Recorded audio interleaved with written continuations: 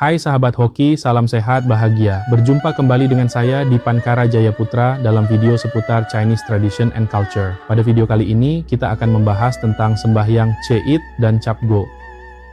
Pernahkah Anda berhenti sejenak di tengah kepulan asap hio yang harum di kelenteng, lalu bertanya dalam hati, mengapa harus hari ini, mengapa harus tanggal 1 dan tanggal 15? Apakah para dewa memiliki jadwal piket khusus di tanggal-tanggal tersebut?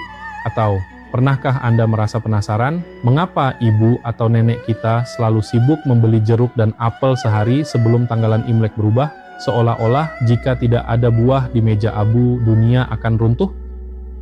Seringkali kita melakukan ritual ini sebagai sebuah otomatisasi.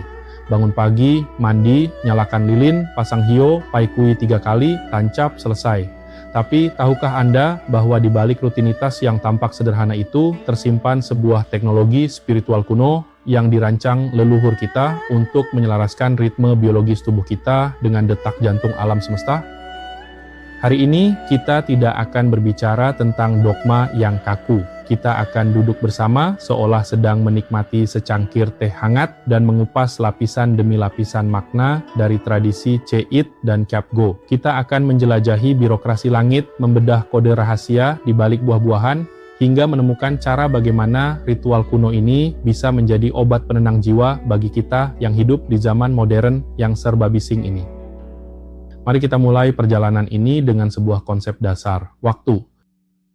Bagi kita manusia modern, waktu adalah uang, waktu adalah deadline, waktu adalah alarm handphone yang berbunyi memburu kita setiap pagi. Tapi bagi leluhur kita, waktu adalah aliran energi. Kalender Imlek atau Yinli bukanlah sekadar penunjuk tanggal gajian. Ia adalah peta navigasi yang didasarkan pada pergerakan bulan.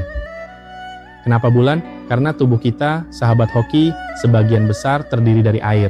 Sama seperti bulan yang menggerakkan pasang surut air laut di samudra yang luas, bulan juga mempengaruhi pasang surut emosi dan energi di dalam tubuh kita. Tanggal 1 atau Che'it adalah momen bulan baru atau new moon, langit gelap. Ini adalah simbol dari kekosongan yang penuh potensi.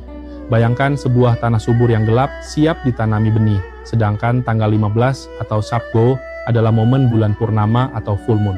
Langit terang benderang, energi berada di puncaknya. Ini adalah momen manifestasi, momen di mana segala sesuatu menjadi jelas terlihat. Jadi, sembahyang Che'it dan Cap Go sejatinya adalah sebuah metode check-in atau pelaporan berkala. Jika di kantor Anda ada rapat evaluasi 2 mingguan atau bi-weekly meeting, nah, ritual ini adalah rapat 2 mingguan kita dengan alam semesta. Mari kita masuk lebih dalam ke bagian pertama, asal-usul dan birokrasi langit. Sahabat hoki, bayangkan alam semesta ini seperti sebuah pemerintahan yang sangat rapi. Dalam pandangan Taoisme, ada struktur manajemen yang disebut 3 pejabat agung atau Sanguandadi. Mereka adalah auditor kosmis yang bertugas mencatat, mengawasi, dan memberikan penilaian atas kinerja kehidupan kita. Pada tanggal 1 dan 15, dipercaya bahwa pintu gerbang antara dunia manusia dan dunia langit terbuka lebih lebar dari biasanya. Ini adalah hari di mana laporan kinerja kita diserahkan. Ada sosok yang disebut Dewa Pengelana Siang dan Malam atau Ri Ye Yoshen. Mereka seperti petugas lapangan yang mencatat setiap perbuatan kita, sekecil apapun. Mungkin terdengar sedikit menyeramkan, ya, seolah-olah kita sedang dimata-matai CCTV 24 jam. Tapi mari kita ubah perspektifnya. Ini bukan tentang ketakutan akan hukuman. Ini adalah tentang akuntabilitas, tentang tanggung jawab.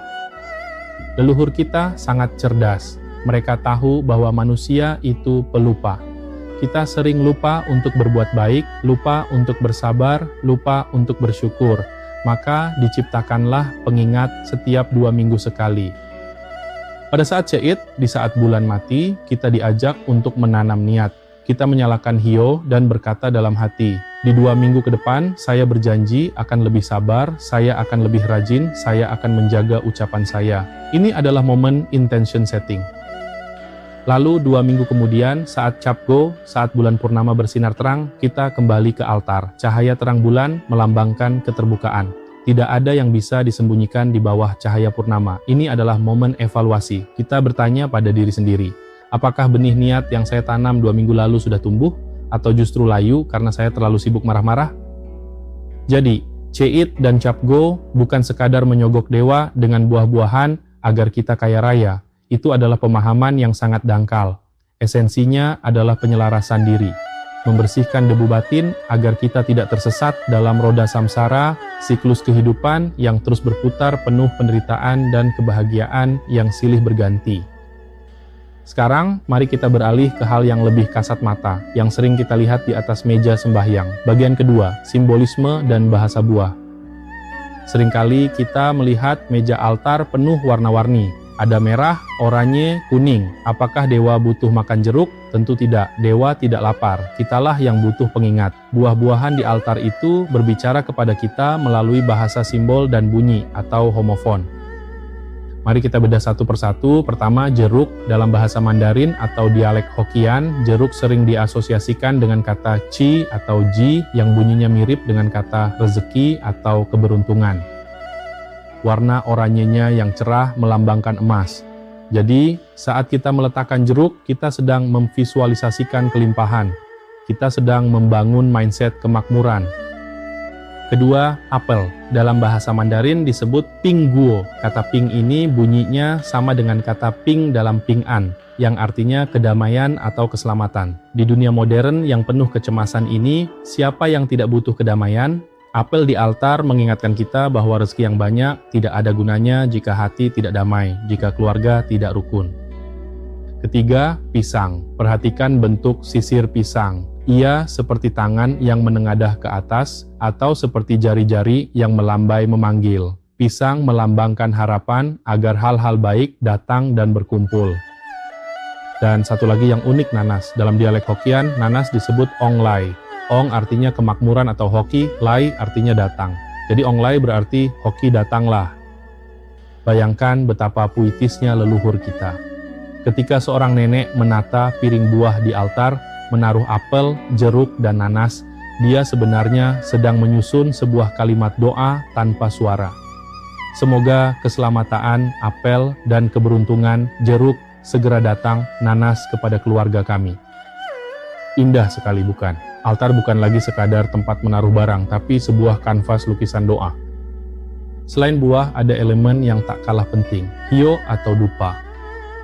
Banyak anak muda sekarang bertanya, kenapa sih harus bakar hio, bikin mata perih, bikin baju bau asap? Sahabat hoki, mari kita lihat filosofinya. Hio yang dibakar, batangnya akan habis menjadi abu. Tapi aromanya menyebar ke segala arah, menembus celah-celah jendela, naik ke angkasa, dan memberikan keharuman bagi siapa saja yang ada di sekitarnya, tanpa pilih kasih. Ini adalah metafora dari kehidupan yang welas asih. Hio mengajarkan kita tentang pengorbanan dan ketidakkekalan. Tubuh fisik kita seperti batang hio suatu saat akan habis dimakan waktu menjadi abu dan kembali ke tanah. Tapi perbuatan baik kita, nama baik kita, kebajikan yang kita lakukan akan seperti asap harum yang terus abadi, menyebar dan membahagiakan orang lain bahkan setelah kita tiada. Jadi saat Anda memegang hio di tangan, rasakanlah pesan itu. Semoga hidup saya yang sementara ini bisa seharum hio ini. Jika kita sembahyang dengan kesadaran seperti ini, rasa perih di mata karena asap tidak akan menjadi masalah lagi, karena hati kita menjadi sejuk. Selanjutnya kita masuk ke bagian ketiga, mitos, legenda, dan fakta menarik. Ada banyak cerita rakyat yang menyertai hari Ceit dan Cap Go.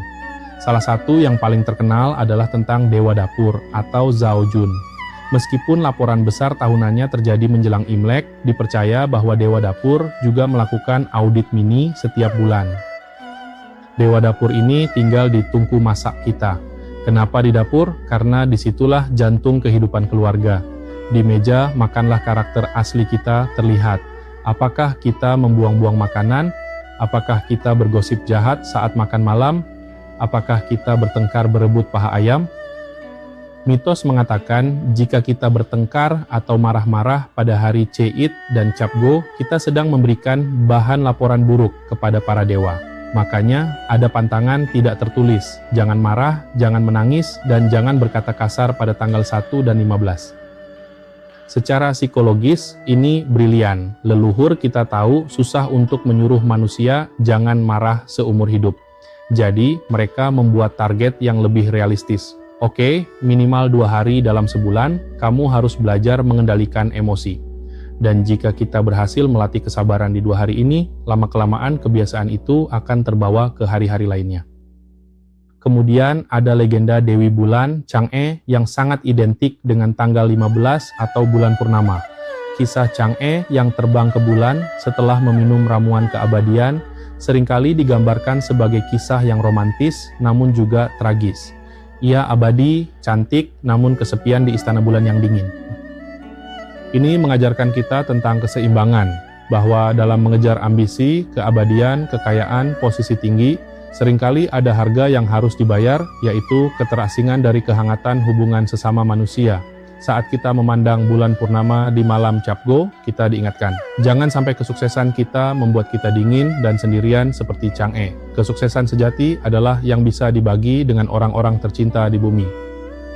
Lalu, bagaimana dengan fakta sains? Apakah bulan benar-benar berpengaruh pada manusia? Istilah lunatic dalam bahasa Inggris yang berarti orang gila berasal dari kata luna atau bulan. Dulu orang percaya bulan purnama bikin orang jadi gila. Sains modern mungkin belum sepenuhnya membuktikan korelasi langsung antara fase bulan dengan kegilaan, tapi sains mengakui adanya ritme sirkadian dan sirkalunar. Banyak hewan laut melakukan pemijahan massal tepat saat bulan purnama. Tubuh manusia juga merespons cahaya. Di zaman sebelum ada lampu listrik, cahaya bulan purnama yang terang benderang pasti mempengaruhi pola tidur nenek moyang kita. Kurang tidur bisa membuat emosi tidak stabil. Jadi, ritual menenangkan diri di kelenteng saat bulan purnama sebenarnya adalah mekanisme pertahanan psikologis untuk menjaga kewarasan mental di saat alam sedang bergejolak energinya. Sahabat hoki, sampailah kita pada bagian keempat, esensi dan makna filosofis yang mendalam. Di sini saya ingin mengajak Anda merenungkan sebuah konsep yang sangat indah dari tradisi Zen, yaitu analogi jari yang menunjuk ke bulan. Bayangkan suatu malam saya ingin menunjukkan keindahan bulan purnama kepada Anda. Saya menunjuk ke langit dengan jari telunjuk saya dan berkata, "Lihatlah bulan itu indah sekali." Jika Anda hanya menatap jari telunjuk saya, Anda akan melewatkan keindahan bulannya. Jari saya hanyalah alat penunjuk, bukan bulan itu sendiri. Sembayang Ceit dan Cap Go, buah-buahan, hio, lilin merah, gerakan Paikyu, atau bersujud, semua itu hanyalah jari telunjuk. Itu semua hanyalah alat bantu. Tujuan akhirnya adalah bulan, yaitu pencerahan, kebijaksanaan, dan welas asih.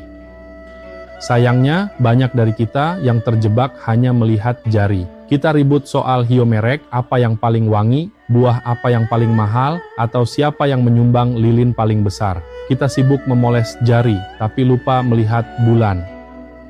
Kita rajin ke kelenteng setiap tanggal 1 dan 15, tapi keluar dari kelenteng, kita masih menipu rekan bisnis, masih membentak orang tua, masih sombong kepada bawahan. Itu artinya kita hanya memuja abu, bukan memuja kebenaran. Kita terjebak dalam ritual kulit, tapi kehilangan isinya. Esensi dari sembahyang adalah transformasi batin. Ada istilah dalam Buddhisme dan Taoisme tentang pantulan bulan di air. Bulan di langit hanya bisa terpantul dengan sempurna jika air di danau itu tenang. Jika airnya bergolak karena ombak, pantulannya akan pecah dan tak berbentuk. Batin kita adalah air itu. Masalah hidup, keinginan duniawi, amarah, iri hati adalah ombak yang membuat batin kita bergolak. Ritual sembahyang, duduk diam, mendaraskan parita atau doa adalah proses menenangkan air. Hanya ketika batin kita tenang, kebijaksanaan langit bisa terpantul di dalam diri kita. Inilah kaitan erat dengan hukum karma. Apa yang kita lakukan hari ini menentukan apa yang akan kita tuai esok hari. Sembahyang Ceit dan Cap Go adalah momen untuk memutus rantai karma buruk dengan cara sadar diri. Hari ini saya sadar, hari ini saya berhenti sejenak dari kesibukan duniawi. Hari ini saya kembali ke dalam diri. Lantas, bagaimana kita bisa menerapkan ini dalam kehidupan modern kita yang super sibuk? Bagian kelima, actionable insight. Saya ingin menawarkan sebuah tantangan kecil untuk sahabat hoki semua. Jadikan Ceit dan Cap Go bukan lagi sekadar kewajiban tradisi, tapi jadikan sebagai spiritual self-care day. Pertama, di hari Ceit saat bulan baru, bangunlah pagi dengan satu pertanyaan. Apa satu hal baik yang ingin saya mulai bulan ini? Mungkin mulai olahraga, mungkin mulai menabung, atau mungkin mulai lebih sering menelepon orang tua. Tanamkan niat itu saat Anda menancapkan hio pertama.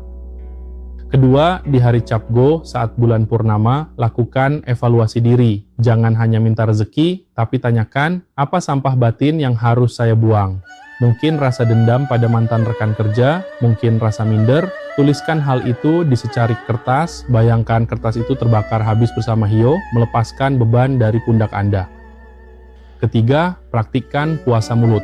Jika Anda tidak bisa vegetarian atau ciacai secara fisik, cobalah vegetarian secara verbal. Di tanggal 1 dan 15, berjanji untuk tidak mengucapkan kata-kata yang menyakiti orang lain. Tidak menyindir, tidak memaki. Percayalah, diet kata-kata jahat ini jauh lebih menyehatkan bagi jiwa daripada sekadar diet daging.